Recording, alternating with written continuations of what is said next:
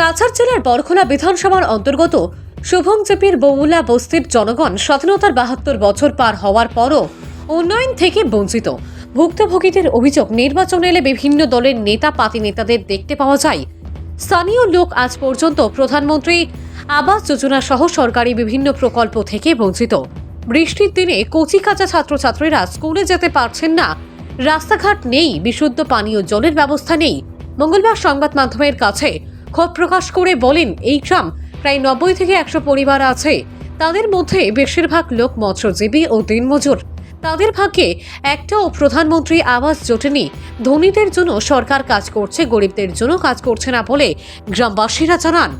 বরকলা সমষ্টির শুভংজেপি বুলাবস্তি গ্রাম, আমাদের গ্রাম যে এত পিছিয়ে পড়া, আমি তো আজকে আমার নিজের বয়সও প্রায় ৩০-৩২ বছর হয়ে যায়, নিজে অনুভব করতে পারি না যে সব দিকে এক নমুনার চলে। আরও তো গ্রাম আছে, আমাদের গ্রাম যে এত পিছিয়ে পড়া গ্রাম আমি কিছু ভাবিয়েই পাই না। আজকে মিডিয়ার মাধ্যমে আমি কইতে চাই আর যে মুখ্যমন্ত্রী একটু দৃষ্টি আকর্ষণ করবা, কেন আর তো আমরা কেউ পাই না। এই যে আশেপাশে যারা আছে পঞ্চায়েত খেয়ে বা আর তারা জীবনেও আইছে না কোনো দিন, আর মেম্বার থাকা সত্ত্বেও নাই।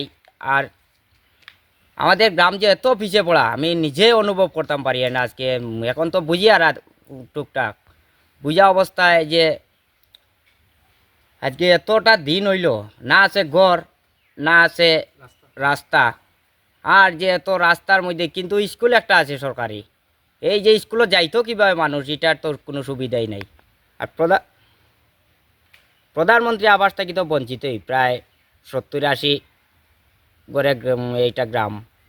এই গ্রামে তো সবেই বঞ্চিত, কেউ পাইছে কইয়া তো আমি নিজেও দেখছি না এই পর্যন্ত। কইতাম যে নাইলে তো মিডিয়ার মাধ্যমে কইলাম না যে কয়েক ঘর পাইছে, এটাও কোনো সুবিধা নাই।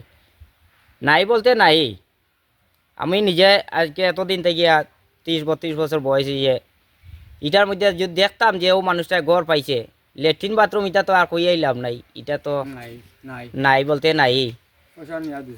আর আমি এটাই কইতে চাই আর যে মিডিয়ার মাধ্যমে যদি কেউ একটু দৃষ্টি আকর্ষণ করেন, আমরা উপকৃত হব।